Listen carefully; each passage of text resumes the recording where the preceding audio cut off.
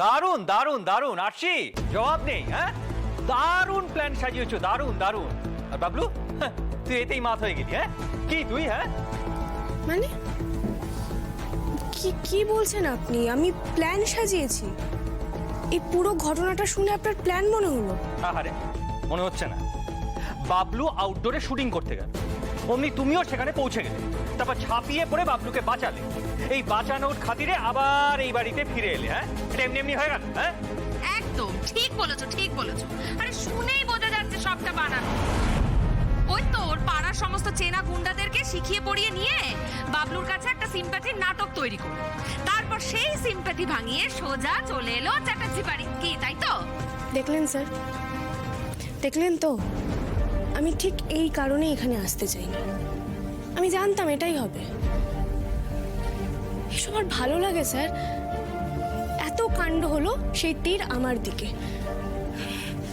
এই এত বড় একটা টেনশন কাটিয়ে এলাম, শুটিংটা বন্ধ হয়ে গেল। লাইট, ক্যামেরা, এত দামি দামি ইকুইপমেন্ট সব ওখানে পড়ে আছে, জানিও না কি অবস্থায় আছে। তার উপর ওই ভ্রমণের টেনশন। কে জানে আমার বাড়িতে কোনো অশান্তি করলো কিনা। আলতা একা একা কলেজ যায়, সেই টেনশন করবো না এই ঝামেলা সামলাবো বলুন তো?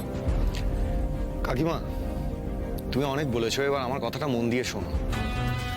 ও যে কেটারিং কোম্পানিতে কাজ নিয়েছিল, সেই কোম্পানি যে আমার শুটিং এর খাবার সাপ্লাইয়ের ভেন্ডার হবে, সেটা ও আগে থেকে জানবে কি করে?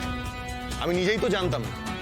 এটা জাস্ট একটা কোইন্সিডেন্স, আর ভাগ্যি সেই কোইন্সিডেন্সটা ঘটলো, না হলে আজ তো আমি প্রাণেই বাঁচতাম না।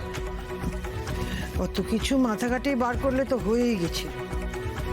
ওরা শুধু মেয়েটাকে ঠেসতে পারলেই বেঁচে যায়। আর সে দিদি ওদের কোন পাকা ধানে মুই দিয়েছে কি জানবো। মাও শুধু আমার একার পাকা ধানে মই দেয়, ওই গোটা চ্যাটার্জি বাড়ির পাকা ধানে মই দিয়ে বসে আছে। আরে বাবা ঠিক আছে, বাবলুর প্রাণ বাঁচিয়েছে, সাহায্য করেছে, মানলাম, হয়ে গেছে তো। তাই বলে এই বাড়িতে ও কেন আসবে? কারণ আমি ওকে ওখানে রেখে আসার ভরসা পাইনি কাকিমা। গঙ্গানগর টাকির কাছেই। ওই ভ্রমর চাইলে না ওকে ওকে 2 মিনিটে খুঁজে বের করে ফেলবে। আরে ভ্রমর অনেক পাওয়ারফুল, ওটা ওর এলাকা।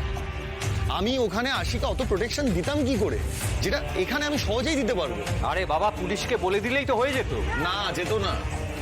ওখানকার পুলিশের ওপর ওই ভ্রমরের হোল্ড আছে, যেটা আমার নেই।